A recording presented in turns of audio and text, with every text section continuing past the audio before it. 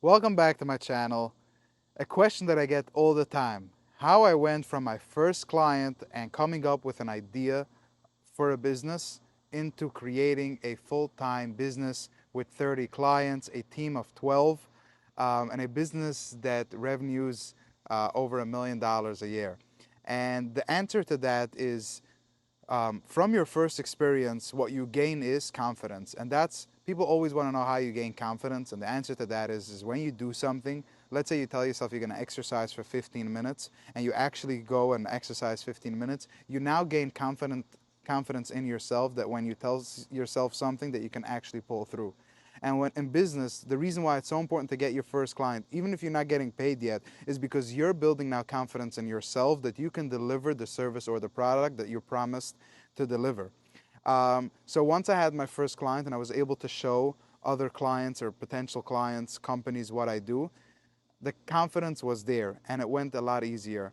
The word started to spread, my confidence started to go up, and more businesses signed up. Obviously, as we became more clear on what we do, and I already built up to 5 or 6 clients, which the way I got them was, again, by walking into a business and saying, hey, let me take your business for a good price. Trust me, this is what I can do. In many instances, I would go and create one sample video for them so that they can see. I'm a big fan of that. I know many people don't want to do that, but it's very important. Sometimes by just giving them or showing them an example, it can really, really help you get very, very far, because it's no cost to them.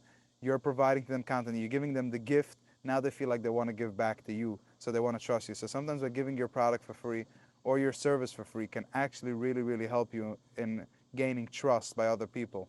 So, and that's how I got my second and third and fourth client, because I really tried to promise them something very, very good from a genuine place. In many cases, admitting to having just opened the business and just being vulnerable and honest with them and telling them, look, you're going to be getting a better price because it's new, but I want you to know that I am super passionate about this and I have the somewhat experience that I think a beginner should have. And that made me feel the empathy. That made them feel the empathy for me, and that makes me feel empathy for others. Many times I have people that just started in an industry come over to me if I can use their services, and if somebody's real and honest and genuine, I will give them the chance. And that's what people gave me. They gave me a chance. But after having a few clients, I was finally able to hire my first employee. I think it was at that time we were making about $12,000 a month, and the first, from the 12,000, $3,000 or $4,000 went for our first employee in Weber Media, so that she can do the work while I was still focused on sales. It was actually a very good time in my business because I was making very nice money. The overhead wasn't big. We had a nice amount of clients. It felt very, very good. It felt achieved. I felt very achieved and accomplished. Um, but after that, I will say it just kept on growing and growing and growing. And within, 6 to 9 months in the business, which at that point I was very highly motivated. So I just want to clarify that when you're starting your business, usually you do have a major boost of energy and adrenaline, and you're just feeling really, really good and confident about it. And then at some point, it usually dies down. And that's, I think, where I hired a coach to just help me out and just give me the motivation to keep on going. Um, but after that, we hired also a COO, or at that time it was like an operations manager or a project manager, to just get stuff into order, to have somebody else help us on a perspective level on how we onboard a client, how we deliver to the client. Everything became on just a better level, which I think that when you set yourself up properly, and this goes for any business, you now have the capabilities to grow. So, and that's what we learn from the Gemara, that when you create yourself a kaili, which is like a vessel, then you allow for the shefa to come into your business.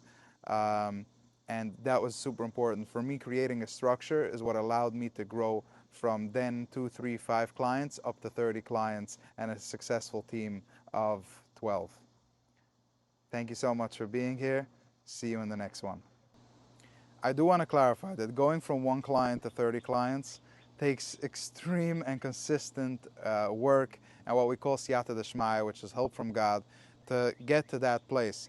I went through thousands of hours of hard work, researching my clients, my leads, the work that I want to do, ideas, Instagram videos, how to do sales, tremendous amounts of work. And nothing stopped me because I had my goal, I had a dream, I knew exactly what it is that I want. I knew that I want to be successful, I knew that I want to make money, I knew that I want to hire employees, and that's literally what I did on my phone, where I have a vision board and I wrote down, and I have pictures of the kind of lifestyle that I want to live. So as hard as it was, and as many times as I got rejected, which happened so many times, getting rejected, walking into a store and trying to pitch my services and they would say no, or calling people and they would just, knock down the phone and not be nice. Or sometimes I wasn't nice, I don't know. But the point is, I did get rejected many times, but my dream was a lot bigger than my fear for the rejection. My dream was a lot bigger than the fear of, I should say, the fear of failure. Like I knew very clearly where I want to go, and I just kept on going. And I can tell you the same: if you keep on going, you will achieve your dream.